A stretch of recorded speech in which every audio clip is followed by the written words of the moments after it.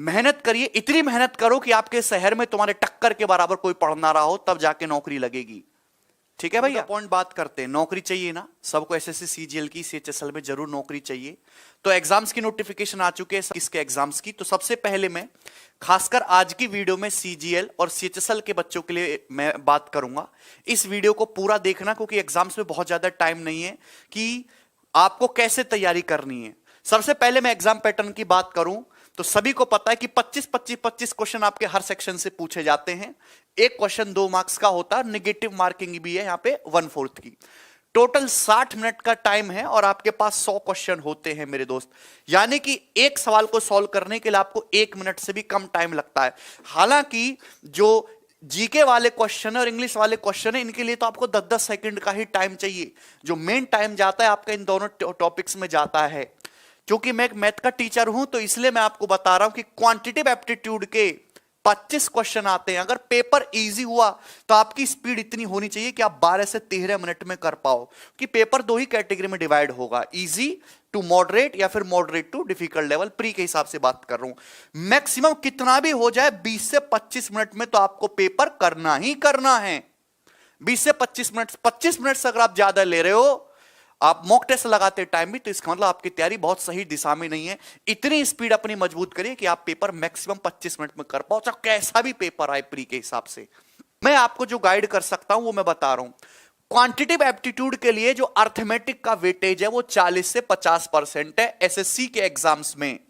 ये आप ध्यान रखिए। एडवांस का वेटेज ज्यादा है इस टाइम। एडवांस का जो वेटेज है वो 50 से 60% तक हो चुका है मेरे प्यारे भाई। 25 सवाल में से मोर देन 13 क्वेश्चन आपके एडवांस मैथ से आएंगे और 2 से 3 क्वेश्चन आपके डीआई के फिक्स हैं। 2 से 3 क्वेश्चन आपके डीआई के फिक्स हैं। अर्थमेटिक में आपको 2 चीजों पे काम करना है, आपकी स्पीड पे। आपको सवाल तो बहुत सारे करने आते हैं, शॉर्टकट भी आपको सारे पता है, पर आपकी स्पीड बहुत ज्यादा तेज नहीं है। तो जब आप पूरा पेपर अटेम्प्ट ही नहीं कर पाओगे तो सिलेक्शन कैसे होगा। दूसरी बात कि जो 10-12 साल पुराने सवाल उनमें डाटा बहुत इजी है। 10%, 20%, 15%, 2:3:4 ऐसे सिंपल डाटा आजकल यूज नहीं होते हैं। सवाल तो वही पूछे जाते हैं, लेकिन थोड़ी न्यूमेरिकल वैल्यू को, डिजिट्स को बड़ा कर दिया है, डेसिमल का ज्यादा यूज किया गया है। तो आप फ्रेश सवालों की ज्यादा प्रैक्टिस करें जो रिसेंटली 4-5 सालों में पूछे गए। आपको अपनी कैलकुलेशन को मजबूत करना, और कैलकुलेशन का कोई शॉर्टकट नहीं होता। छोटी छोटी आप शॉर्ट वीडियोस देख के अपनी कैलकुलेशन को मजबूत नहीं कर सकते। It takes lot of time. एक लंबा प्रोसेस है, 3 से 4 महीने का। जितने ज्यादा सवाल प्रैक्टिस करोगे, सवालों को जल्दी करने की जितनी कोशिश करोगे, जल्दी जल्दी जल्दी करना, जल्दी करना, जल्दी करना, जब आपके दिमाग में ये चीज घूमती रहेगी तो आपकी कैलकुलेशन अपने आप मजबूत होगी। एडवांस में देखिए, आप अपनी एक ना शॉर्ट नोट बुक बना ली, शॉर्ट बुक, जिसमें आप सारी थ्योरीज, फॉर्मूला, की पॉइंट्स को लिखते रहें। छोटे छोटे की पॉइंट की ये आएगा, ये इंपॉर्टेंट बात है, कहीं मैं इसको भूल ना जाऊं। जब आपका एग्जाम टाइम होगा तो उसको रिवीजन करना। ये आपको खासकर एडवांस मैथ के लिए करना है। एक बात और कि कैलकुलेशन को मजबूत करने के लिए आपको डेली 20 मिनट से, देखिए हर स्टूडेंट के अलग अलग टाइम हो सकता है, 20 मिनट से आधे घंटे आपको देना है। 30 तक पहाड़े याद होना मैंडेटरी है। 1 से लेके मेरे हिसाब से तो आप कम से कम 50 तक स्क्वायर याद करिए, वो बड़े काम के हैं। क्यूब आपको याद करने हैं 1 से 25 तक, लेकिन ये काफी नहीं है। आपको क्या होगा कि लग रहा होगा कि मैं कितनी मजाक कर रहा हूं, लेकिन ये बहुत सीरियस बात है बेटा, बहुत सीरियस बात कर रहा हूं मैं, आपको होना चाहिए। लेकिन इसके अलावा आपको एक यूज आनी चाहिए, एक ऐसी चीज जिसके साथ खेलना आपको आना चाहिए, अप्रोक्सीमेशन। बच्चे एग्जैक्ट गुणा करने में लग जाते नहीं। जिस दिन आप अप्रोक्सीमेशन का अच्छा खासा यूज करना सीखेंगे, उस दिन आपका जाके फाइनल सिलेक्शन होगा। आपको यूनिट डिजिट से सवालों को सॉल्व करना आना चाहिए कि कहां यूनिट डिजिट लगेगा, कहां नहीं लगेगा। आपको डिजिटल सम का, देखिए ये ऐसा नहीं है कि डिजिटल सम सीख ले तो हर सवाल में जबरदस्ती लगवाऊंगा, नहीं। यह भी पता होना चाहिए कि किस सवाल में अप्रोक्सीमेशन लगाना है, किस में यूनिट डिजिट से करूंगा, किस में डिजिटल सम से करूंगा, और किस सवाल को मैं केवल ऑप्शन अप्रोच से सोल्व करूंगा विदाउट सॉल्यूशन किए। यह होता है कंप्लीट कैलकुलेशन है भाई। वो जापानी गुणा करना ये नहीं होता कैलकुलेशन, छोटी छोटी ट्रिक्स नहीं होती कि वैदिक मैथ से स्क्वायर निकालना सिखा ले, ये कोई कैलकुलेशन नहीं है। This is the real calculation, आपको ये सीखना है, ठीक है। और ये एक लंबा प्रोसेस है, इसमें समय लगता है। एक बात कि अगर आप स्टार्टिंग फेज में हैं तो बहुत ज्यादा हाई क्वेश्चंस की आपको प्रैक्टिस बिल्कुल नहीं करनी है। आपको सबसे पहले अपने टीचर्स पे भरोसा रखना है। हर टीचर अच्छा है, जिसकी ट्यूनिंग आपके साथ बैठते हो आप उसी से पढ़ाई करें और अपना सिलेबस कंप्लीट करें। उसके बाद सबसे पहले प्रीवियस ईयर क्वेश्चन करें। हाई लेवल क्वेश्चंस आपको बिल्कुल प्रैक्टिस नहीं करने हैं अभी, कि बच्चे फेसबुक से पीडीएफ डाउनलोड कर लेते हैं, है ना, गूगल पे सर्च मारते हैं top 100 tough question for geometry, PDF आ जाएगी, उसको सॉल्व करेंगे। अरे बनाओगे तो हालत खराब हो जाएगी ना, वो ऐसे नहीं करना, आपको प्रीवियस ईयर सवाल ही लगाना है। प्रीवियस ईयर में भी खासकर 2016, 17, 18, 19 और 20 इन 5 सालों के ही पेपर लगाने हैं और सारी पीडीएफ हमारे टेलीग्राम चैनल पे अवेलेबल हैं। मैं अब वहां से उनको डाउनलोड कर लेना, नहीं तो आप हमारी बुक्स ले सकते हैं अमेज़न फ्लिपकार्ट से, ठीक है। एक बात और कि इसके केवल मेंस के नहीं, आपको प्री के भी क्वेश्चन लगाने हैं। अगर आप सीजीएल की तैयारी कर रहे हैं तो ऐसी बेवकूफी ना करें कि आप सीएचएसएल के क्वेश्चन नहीं लगा रहे। आप सीएचएसएल के लिए भी लगाइए, आप सीपीओ के भी लगाइए, आप एमटीएस के एक बार को स्किप कर सकते हैं, आप सीडीएस के क्वेश्चन को भी जरूर लगाइए। साल में 2 बार पेपर होता है उसका। मैंने पहले बोल दिया कि फॉर्मूला का और शॉर्ट नोट्स का या अर्थमेटिक की आपको कोई ट्रिक मिलती है तो उसका एक जो है अपनी अलग से डायरी बना लीजिए, कॉपी बना लीजिए, उसमें शॉर्ट नोट्स बनाते चलिए। कैलकुलेशन पार्ट के लिए आपको डेली आधा घंटा देना है अलग से, ठीक भाई। चलिए, कंसिस्टेंसी बहुत ज्यादा इंपॉर्टेंट है। एक दिन 6 घंटा पढ़ लिया, एक दिन 3 घंटा पढ़ लिया, एक दिन पढ़ा ही नहीं, ऐसे काम नहीं होगा। चाहे आप बिगिनर बालक हो, चाहे आप जहरीले बालक हो, डेली के डेली मिनिमम, मैं आज पहली बार बोल रहा हूं ये बात, मिनिमम 8 घंटे का आउटपुट आना चाहिए। 8 घंटे से कम की पढ़ाई को पढ़ाई नहीं कहेंगे, हाँ ठीक है ना। ये वीडियोस देखने के अलावा है। आप दिन भर लेट के 7 घंटा वीडियो ही देख रहे, वीडियो देखने से नहीं, वीडियो से तो केवल आप जो है पढ़ रहे, सीख नहीं रहे। सीखोगे तो आप खुद से, जब आप खुद से प्रैक्टिस करोगे, खुद से जीके को रट्टा मारोगे। वीडियोस के अलावा 8 घंटे का आउटपुट आना चाहिए। हालांकि सिलेबस कंप्लीशन के दौरान वीडियोस में ज्यादा टाइम चला जाता, मुझे बात ये पता है, लेकिन सिलेबस कंप्लीट हो जाने के बाद भी 2 से 3 महीने का समय आपको बचता, उसमें मिनिमम 8 घंटे की पढ़ाई आपकी होनी चाहिए डेली की डेली। रीजनिंग का लेवल पिछले 2 सालों से, हालांकि मैंने पेपर तो देखा नहीं, लेकिन जहां तक बहुत सारे बच्चे हजारों कमेंट करते हैं, सर रीजनिंग को कैलकुलेटिव किया जा रहा है, पहले से थोड़ा पैटर्न बदला है, लेंथी बनाया गया है, तो आप पिछले 2 सालों के रीजनिंग के आए हुए सवालों को जरूर सॉल्व करें और मॉक टेस्ट आपको जरूर लगाने। देखिए, मॉक टेस्ट आपको ऐसे नहीं कि केवल आप नए ही मॉक टेस्ट लगा रहे हैं, आप प्रीवियस ईयर के मॉक टेस्ट भी लगाइए। एज इट इज आपको प्रीवियस ईयर के मॉक मिल जाएंगे, उससे आपको पता चलेगा कि आप कहां पे स्टैंड करते हैं।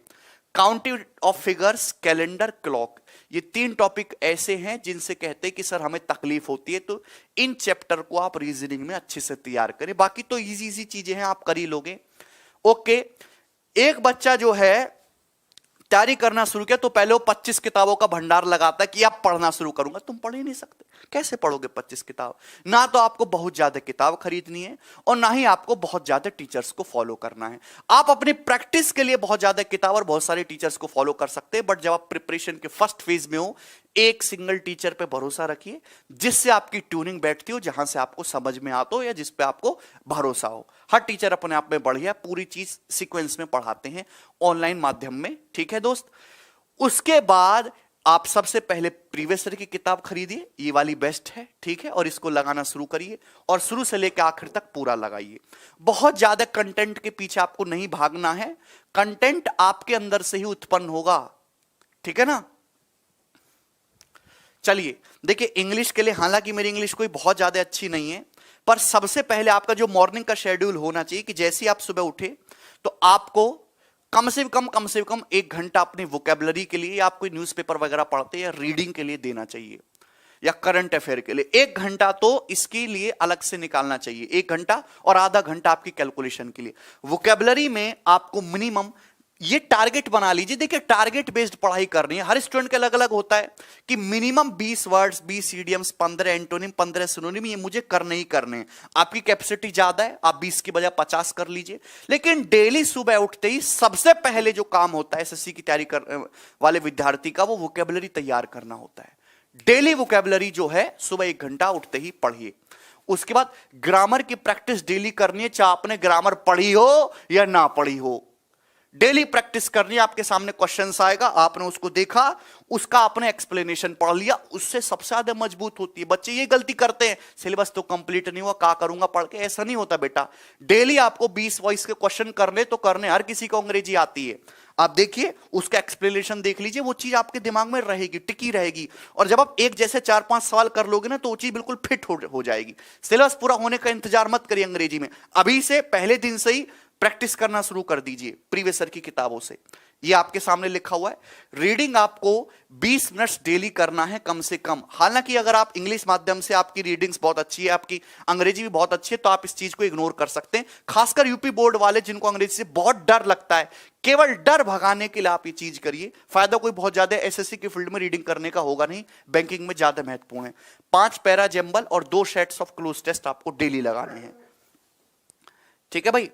करंट अफेयर्स बहुत ज्यादा इंपॉर्टेंट है, क्योंकि 25 में से मिनिमम 5 क्वेश्चन अब करंट अफेयर से आते हैं।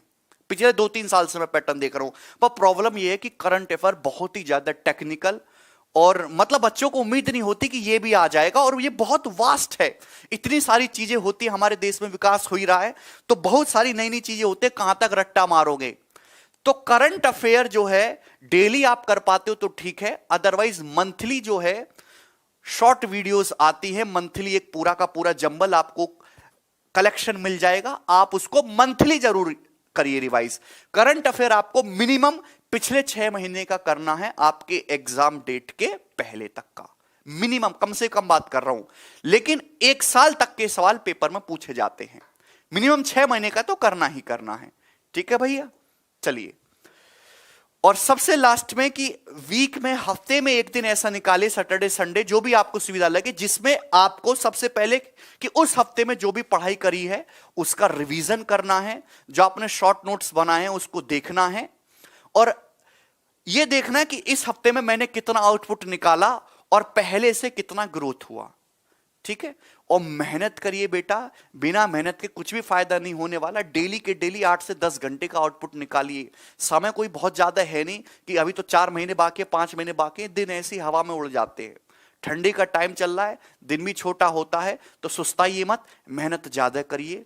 बच्चे बहुत ज्यादा लाइन में है ना, नंबर ऑफ स्टूडेंट बढ़ते जा रहे हैं, वैकेंसी कम होती जा रही है।